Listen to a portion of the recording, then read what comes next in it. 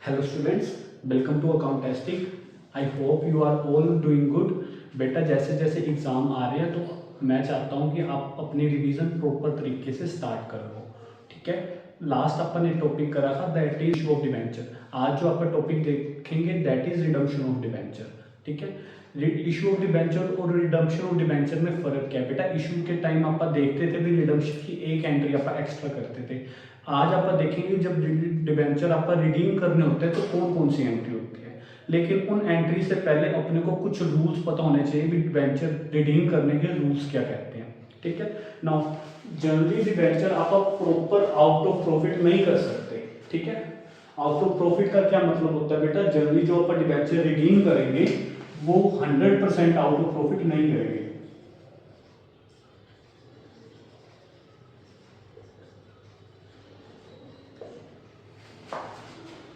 दो तरीके से आप कर सकते हैं आप रिडीम, या तो आउट ऑफ कैपिटल कर सकते हैं या आप करते हैं आउट ऑफ प्रॉफिट। जनरली आप आउट ऑफ कैपिटल ही करते हैं। ठीक है। अब जो डिबेंचर जो मैं रूल्स बताने जा रहा हूँ बेटा, ये अनलिस्टेड कंपनी के लिए इफेक्टिव होएगा, लिस्टेड कंपनी के लिए नहीं लगेगा ये चीज। ठीक है। रूल्स क्या बताने जा रहा हूँ बेटा? जब भी आप डिबेंचर रिडीम करेंगे, आई रिपीट, जब भी आप डिबेंचर रिडीम करेंगे तो ईयर बिफोर अपने को अपने सरप्लस में से कुछ पैसे अपने को डीआरआर में ट्रांसफर करने पड़ेंगे। डीआरआर क्या होता है बेटा? Debenture redemption reserve.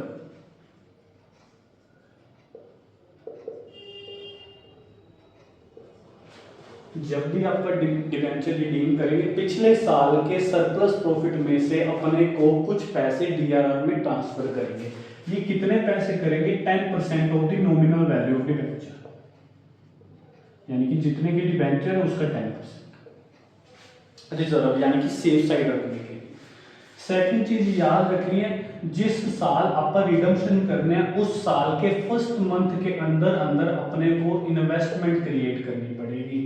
इन्वेस्टमेंट यानी कि पैसे अपने को डिपॉजिट कराने पड़ेंगे इन्वेस्टमेंट में, यानी कि जिस साल आपने रिडीम करने उस साल के फर्स्ट मंथ, यानी कि जनवरी फाइनेंशियल ईयर में 30 अप्रैल लेते हैं। जिस साल रिडम्पशन करनी है साल के पहले महीने में आपने एक इन्वेस्टमेंट क्रिएट करनी है। कैसे करेंगे, किस नेम से करेंगे? That is debenture redemption investment account.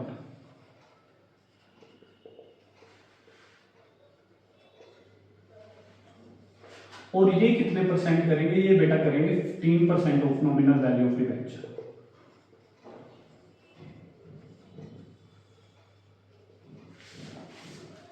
Right.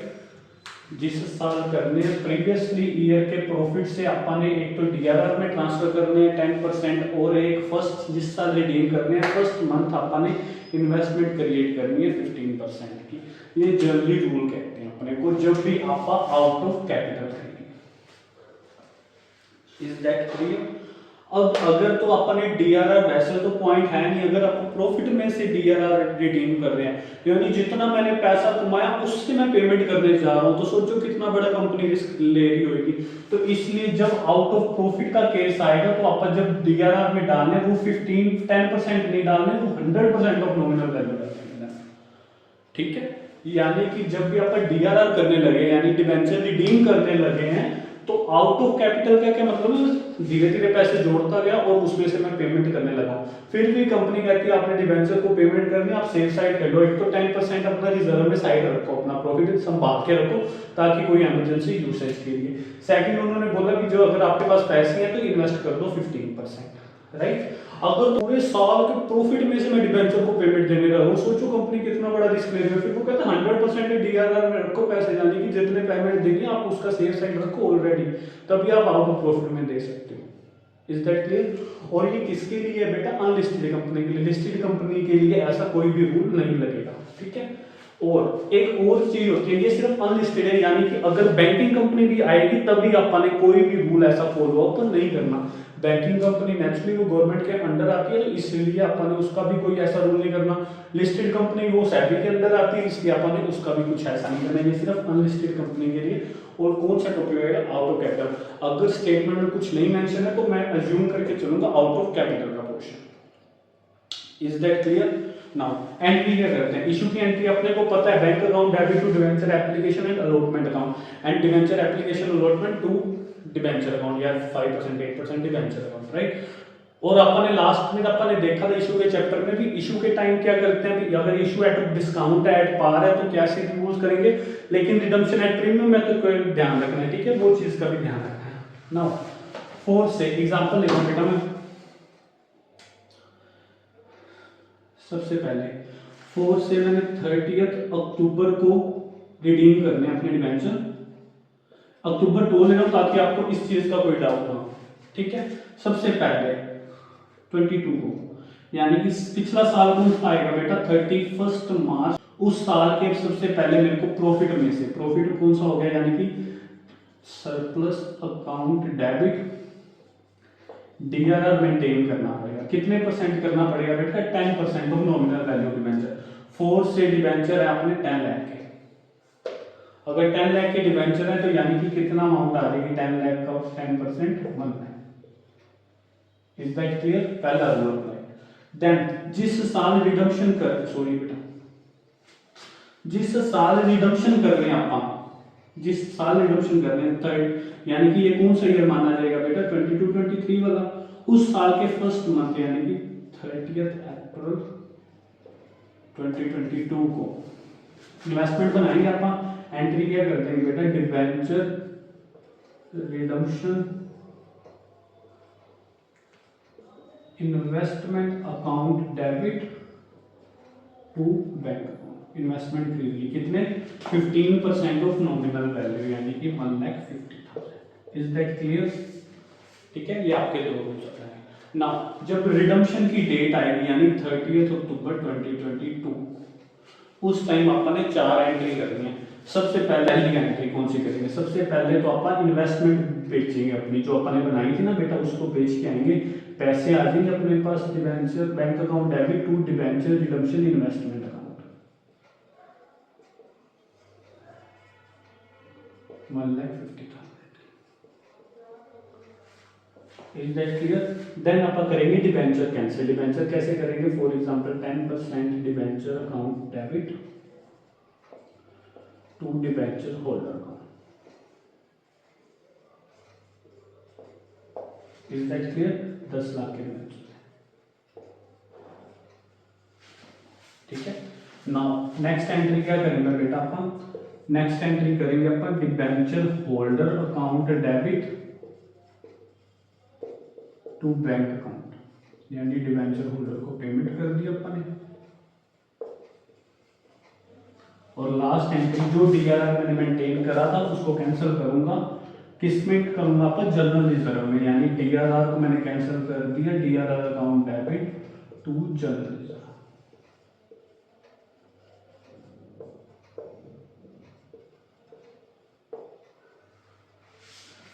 देखो बेटा, आई होप आपको ये सारी चीजें क्लियर हो गई होंगी।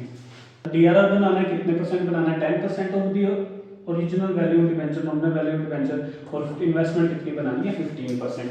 अगर तो आउट ऑफ प्रॉफिट कर रहे हैं तो डीआरआर कितना मेंटेन होएगा, 100%। अगर तो लिस्टेड कंपनियां और गवर्नमेंट कंपनियां, उस केस में अपन ने ना तो ये वाली एंट्रीज करनी और ना ये वाली एंट्री करनी, यानी सिर्फ 2 एंट्री होगी, 10% debenture account debit to debenture holder और debenture holder account debit to bank account. Is that clear? ठीक है, ये तब करते हैं एंट्रीज बेटा जब अपन इकट्ठा एनुअली सारा इकट्ठा अपन करते हैं डिवेंचर रिडीम। अब कई बार होता है जो रिडीम करते हैं वो इंस्टॉलमेंट बेसिस पे करते हैं, इंस्टॉलमेंट बेसिस का मतलब है लोड्स के बेसिस पे करते हैं, भी आधे अभी खत्म कर लिए, आधे फिर कर लिए, आधे नेक्स्ट ईयर कर लिए, ऐसे डिवेंचर अपन खत्म करेंगे। यानी कि इकट्ठे ही डिवेंचर अपने को पेमेंट नहीं दे सकते तो अपन लोड्स के बेसिस पे करेंगे, तब क्या एंट्री करेंगे, तब वही एंट्री सारी डिफरेंशिएट हो जाएगी। ठीक है, आई होप आपको ये वाली सारी बातें क्लियर हो गई होंगी, राइट। अगर बाय चांस आप डिवेंचर को पेमेंट विद प्रीमियम कर रहे होते तो यहाँ पे आपका सेम उसको पैसे ज्यादा देने हैं, यानी कि premium on redemption account debit, तो मैं एक्स्ट्रा पैसे कर दूंगा 11 में। ये प्रीमियम की एंट्री अपन ने कैंसिल करी है, डाली किस में थी, इशू की एंट्री में डाली थी, अगर आपको याद होगा, राइट। आई होप आपको ये सारी बातें क्लियर हो गई होंगी। ठीक है, नाउ अब अपन ने क्या ध्यान रखना है बेटा, कुछ पॉइंट्स हैं जो आप ध्यान से सुनेंगे। नॉर्मली मैंने बोला भी आपको डीआरआर में 10% मेंटेन रखना है, राइट। अगर डीआरआर में ऑलरेडी कुछ पड़ा है तो नेचुरली उतनी अमाउंट अपनी कम हो जाएगी, ठीक है। 4 से 1 लाख अगर डिबेंचर रिडीम करने हैं तो कितने परसेंट डिबेंचर पड़े डीआरआर में अपन ने डालने हैं 10%, ठीक है। 10% कितना हो गया 10,000। 4 से 4,000 अपना ऑलरेडी डीआरआर में पड़ा है, यानी कि और क्या कितने डाल देंगे आप 6,000, देन 10,000 नहीं डालेंगे, देन कितने डाल देंगे आप 6,000, ठीक है। देखो अगर सपोज 1 लाख की डिबेंचर है, अपन ने डीआरआर मेंटेन करना है 10% यानी कि 10,000। अगर 4,000 आपके डीआरआर में ऑलरेडी पड़े हैं, यानी कि और मैं कितने डालूंगा 6,000, यानी कि 10,000 तब मैं ही डालूंगा, ठीक है। अब मैंने ये चीज आपको समझाई कि जो डीआरआर में पैसे डालने हैं वो पिछले साल, जिस साल रिडेम्पशन कर रहे हैं उस साल के पिछले साल के प्रॉफिट से अपन ने बनाने हैं। अगर बाय चांस आपको डीआरआर खुद वो मेंशन कर दे कि इस डेट में अपन इतना डालना है, इस डेट में इतना डालना है, तब तो नेचुरली आप क्वेश्चन की मान के चलेंगे और तब उतना उतना डाल देंगे। Is that clear? ठीक है, आई होप आपको क्लियर हो गया होगा। जब भी क्वेश्चन आएगा इंस्टॉलमेंट बेसिस यानी कि ड्रॉज और लोड बेसिस, देन क्या करेंगे, नॉर्मली आप 4 एंट्री करते हैं रिडम्पशन के टाइम पे और 2 एंट्री पहले करते होते हैं, एक डीआरआर बनाने की, एक इन्वेस्टमेंट बनाने की, यानी कुल मिला के आप 6 एंट्रीज करते हैं। एक तो आप सबसे पहले डीआरआर बनाते हैं पिछले साल के प्रॉफिट से, यानी कि surplus account debit to DRR. Second entry आप बनाते हैं इन्वेस्टमेंट, यानी कि वो कब बनाते हैं, साल के फर्स्ट मंथ में, ठीक है। और रिडम्पशन के टाइम पे 4 एंट्रीज करते हैं आप, एक तो इन्वेस्टमेंट कैंसिल करूंगा, bank account debit to debenture redemption investment, then debenture cancel करूंगा, 8% debenture account debit to debenture holder, then debenture holder को पेमेंट करूंगा, debenture holder account debit to bank account, और देन क्या करूंगा, डीआरआर को cancel कर दूंगा, यानी कि DRR account debit to general reserve, right. ये एंट्रीज करूंगा। अब अगर तो लोड्स बेसिस है ना तो आप उतना ही लोड्स डिवाइडेशंस कर लेंगे, ठीक है। 4 से 1 लाख डिवेंचर है, वो कहता 4 टाइम्स इसको अपन ने कैंसिल करना है, यानी कि 4 लोड्स में कैंसिल करना है। 4 लोड्स कितना हो गया बेटा, 25,000 हो गया,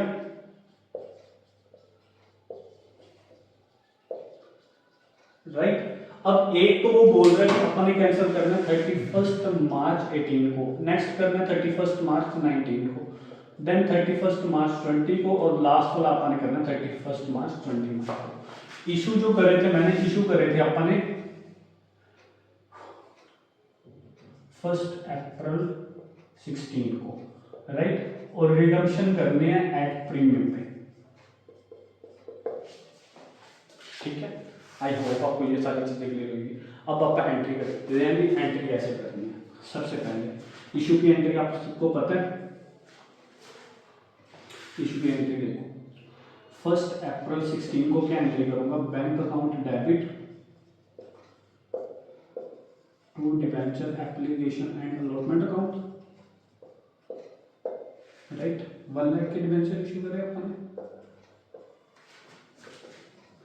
debenture application and allotment account debit to 8% debenture account,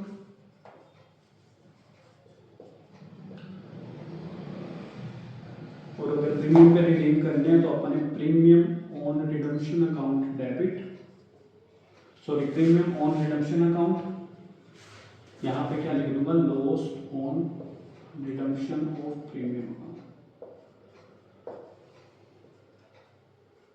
1460। I hope आपको ये दोनों एंट्री क्लियर हो गई होगी, ठीक है ना। पहली एंट्री मैं करूंगा 31 मार्च 17 को, ये तो सर साल खत्म होने की एंट्री क्या करूंगा बेटा, 2 एंट्रीज डालेंगे। देखो सबसे पहले तो मैं लॉस कैंसिल करूंगा, यानी कि P&L account debit loss on redemption of debenture,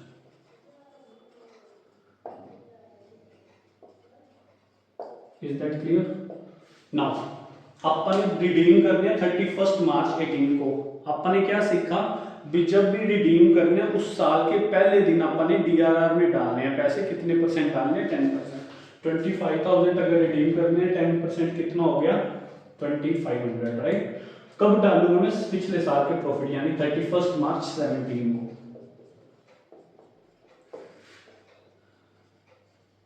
surplus account debit to DRR कितना डाल दूंगा बेटा मैं 2500। Is that clear? ठीक है ना। 18 को रिडीम करने यानी कि सबसे पहले मैं इन्वेस्टमेंट क्रिएट करूंगा 34 को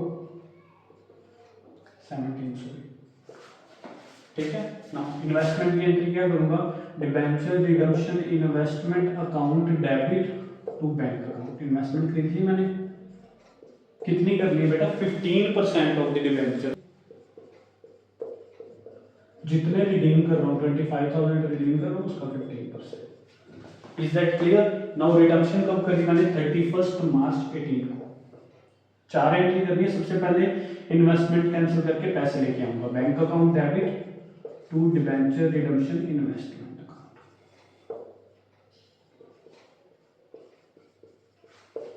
देन डिबेंचर कैंसिल करूंगा 8% debenture account debit to debenture holder account. कितने गए थे बेटा? अब प्रीमियम के साथ रिडम्पशन करने हैं अपने, premium on redemption account debit 1 lakh के थे, 10,000 प्रीमियम पे रिडीम करने यानी 110 मैंने उसको देंगे। Debenture holder account debit to bank account 1,10,000। और लास्ट एंट्री अपने करनी है 31 मार्च 18 को। क्या एंट्री करेंगे बेटा? DRR कैंसिल करेंगे, DRR account debit to general reserve.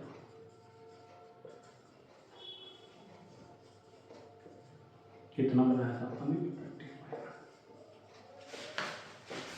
देखो बेटा, आई होप आपको सब कुछ दिख रहा होगा क्लियरली और सब कुछ एक्सप्लेनेशन हो रही है क्लियरली। ये तो करी मैंने 31 मार्च 18 की। अब देन करने हैं रिडीम 31 मार्च 19 को। अब 19 को रिडीम करने साल पहले DRR बनाना है, यानी कि सेम एंट्री सेम अमाउंट से कर देंगे, लेकिन कब करेंगे अपन 31 मार्च 18 को, इसके अगली एंट्री, ठीक है। देन 34/18 को फिर अपन बना लेंगे, 31 मार्च 19 को रिडम्पशन करने थे तो ये चारों एंट्री कर देंगे 31 मार्च 19 को। अब 20 को रिडीम करने हैं यानी कि 19 को ये भी एंट्री कर देंगे और सेम 34 19 को एंट्री कर देंगे, देन 20 को ये चारों एंट्री कर, देन 21 को कर देंगे तो 20 को ये भी एंट्री कर देंगे। आई होप आपको क्लियर होगी, यानी कितनी एंट्रीज करनी पड़ेगी अपने को अगर इंस्टॉलमेंट बेसिस पे, ठीक है। आई होप आपको सारा क्लियर हो गया होगा कि कौन कौन सी एंट्री कैसे कैसे करनी है, ठीक है। जो चीज़ें आपको बताई उस चीज़ों का ध्यान रखना है। अगर आपको नहीं समझ आया तो दोबारा से स्टार्टिंग से समझो कि मैंने क्या समझाने की कोशिश करी है। क्वेश्चन आपका सिर्फ अनलिस्टेड कंपनी लेके चलेंगे, गवर्नमेंट कंपनी लिस्टेड कंपनी के लिए DRR मेंटेन करना जरूरी नहीं है। अगर DRR मेंटेन करना जरूरी है तो अनडाउटली इन्वेस्टमेंट भी जरूरी नहीं है, ठीक है। और उसके अलावा आप सारा आउट ऑफ कैपिटल मान के कर रहे हैं, अगर आउट ऑफ प्रॉफिट मानेंगे तो 100% DRR से लेके कर रहे हैं।